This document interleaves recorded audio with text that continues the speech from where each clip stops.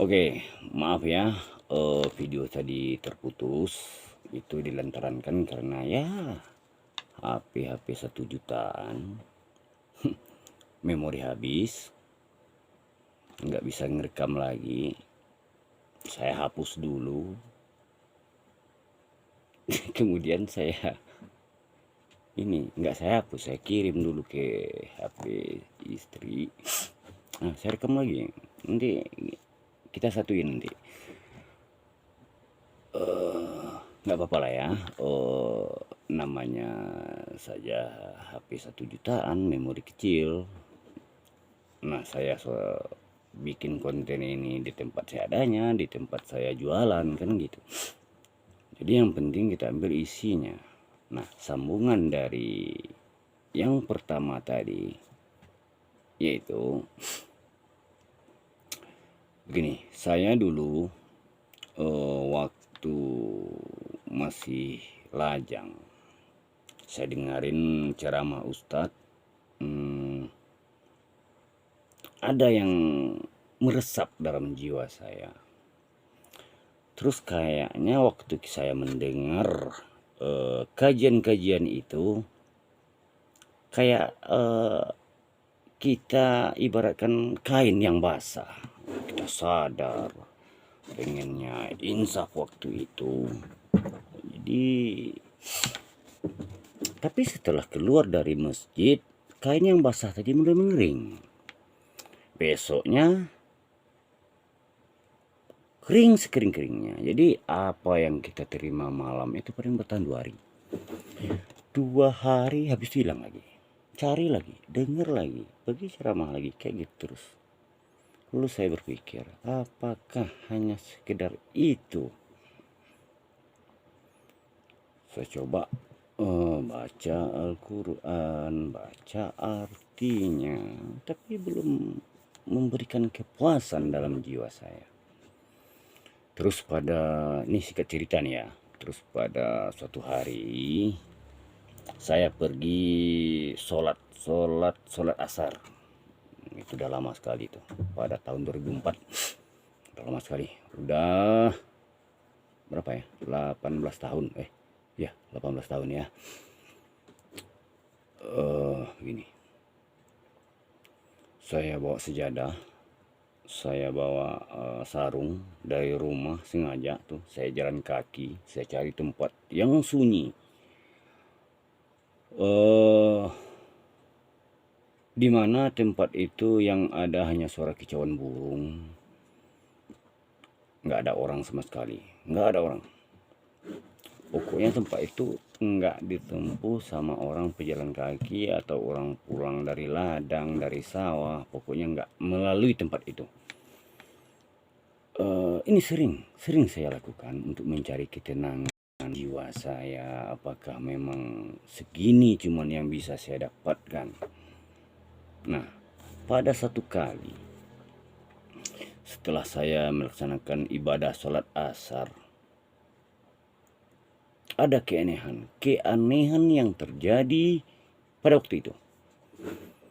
Kebetulan setelah sholat, saya zikir seperti biasa, ya kayak orang siap sholat biasa aja. Nah, pada sedang saya melaksanakan zikir itu, keanehan yang terjadi, ada sebuah pokok jambu biji persis di hadapan saya, di depan sajadah saya. Dia ngomong, kan aneh, tapi ini real kejadian yang tidak dibuat-buat, yang tidak dikarang-karang. Ini asli saya alami pada 2004. Dia ngomong, jambu itu ngomong sama saya, kayak saya ngomong kayak gini aja. Hai makhluk manusia, kamu diciptakan lebih mulia dari kami. Kami makhluk tumbuh-tumbuhan, kamu makhluk manusia. Kami diciptakan untuk kamu.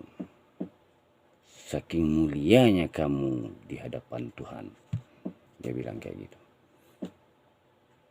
Nah, yang setelah itu dia ngomong lagi,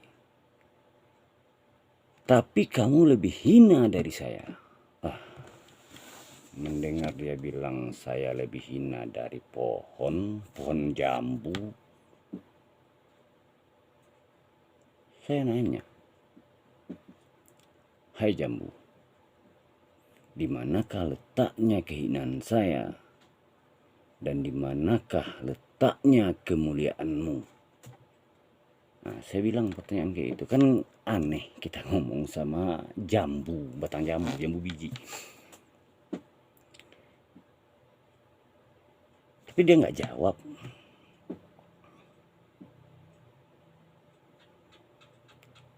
Lalu saya pijit tangan saya nih, saya pijit gini, sakit nih. Terus apalagi yang mau saya pikir? Ini saya nggak dalam mimpi, saya bilang. Saya ambil rokok, saya bakar. Saya hirup rokok itu. Enak, terasa kayak biasa. Berarti saya nggak mimpi, ini real kenyataan. Terus saya buang rokok itu. Saya nanya lagi, hai jambu, di manakah letaknya kehinaan saya dan di manakah letaknya kemuliaanmu? Itu agak lantang saya ngomong. Saya agak sering mendengar itu kan. Nggak selang berapa 10 detik atau 20 lah. 20 sampai 30 detik. Dia ngomong kayak gini. Sudah berapa umurmu?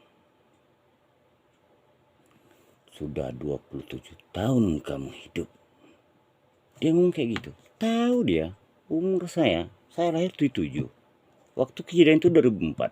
Tahu dia umur saya 27. Dia ngomong lagi, sudah 27 tahun kau hidup. Kapan kau pernah memuja dan memuji Tuhan? Wah, mendengar ucapan itu saya tersentak. Tapi saya diam. Dia ngomong lagi, sedangkan kami makhluk tumbuh-tumbuhan, sejak keluar dari tanah, tumbuh satu helai daun tiap detik. Kami memuja dan memuji Tuhan kami. Mendengar ucapan itu, badan saya lemah, layu, kayak disiram air es dingin semua badan saya sampai ke bawah.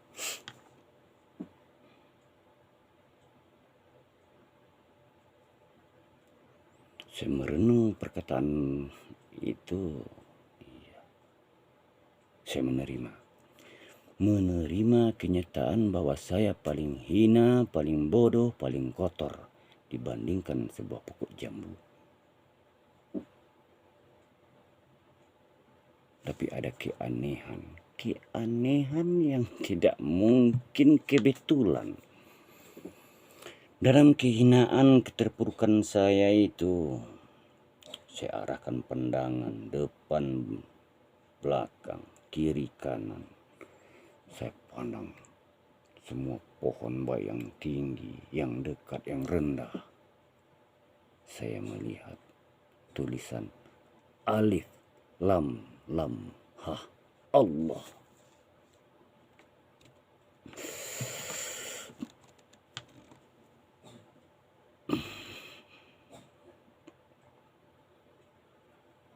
Yang keluar dari ucapan saya, asyhadu alla ilaha illallah wa asyhadu anna Muhammadar Rasulullah. Allah. Itu seingat saya yang keluar dari ucapan saya. Setelah saya mengucapkan itu, saya masih lemah. Lalu saya digelimuti rasa bersalah saya selama ini. Rasa kehinaan, kekotoran yang bergelumun dalam jiwa saya. Setelah selang beberapa saat dari udah hampir maghrib, kalau nggak salah udah hampir jam 6 waktu itu, saya pengen pulang. Sebab setelah sholat maghrib biasanya kita kan makan. Nanti kalau kita nggak ada, orang tua nyari, mana anak saya kan gitu.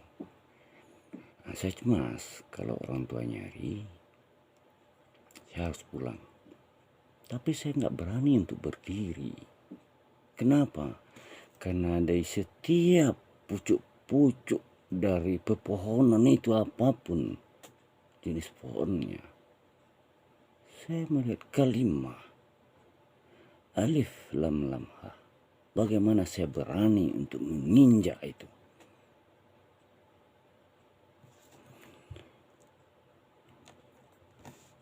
Lantas dalam gejolak seperti itu, mau pulang nggak berani, berjalan kaki. Di sini hari udah mulai gelap. Terucap waktu itu dari mulut saya, tapi ucapan itu rasanya dari dalam, nggak cuman itu keluar begitu saja. Ucapan itu kayak mengandung kekuatan gitu. Yang saya ucapkan hanyalah la haula wala quwata illa billahil aliyil azim.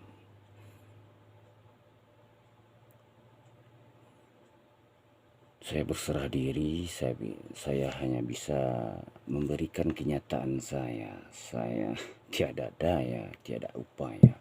Saya hanya membutuhkan pertolonganmu. Setelah ucapan itu, ada satu lagi keanehan yang terjadi. Saya merasakan kayak ditiup angin. Ringan-ringan, seringan-ringannya badan saya. Kayak terangkat. Saya coba berjalan. Rumput yang menghijau, yang rendah, saya injak, enggak tumbang, enggak bergerak sekalipun.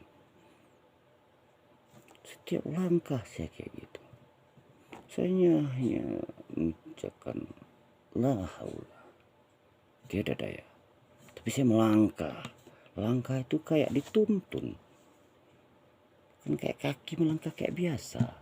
Itulah keanehan yang saya alami dalam hidup saya. Makanya saya menerangkan hakikat dari Islam tadi. Ya kayak gitu, real pengalaman yang saya jalani. Nah, itu badan saya terasa ringan kayak itu. Ada sekitar jarak 400 sampai 500 meter kalau saya nggak salah ya. Pas badan saya kembali terasa berat, terasa kayak biasa setelah saya tiba di kandang sapi. Saya rasa ini kotoran-kotoran yang itu mungkin enggak ini. Setelah badan saya terasa biasa, saya jalan seperti biasa sampai di rumah. Habis sholat maghrib, saya tanya sama paman.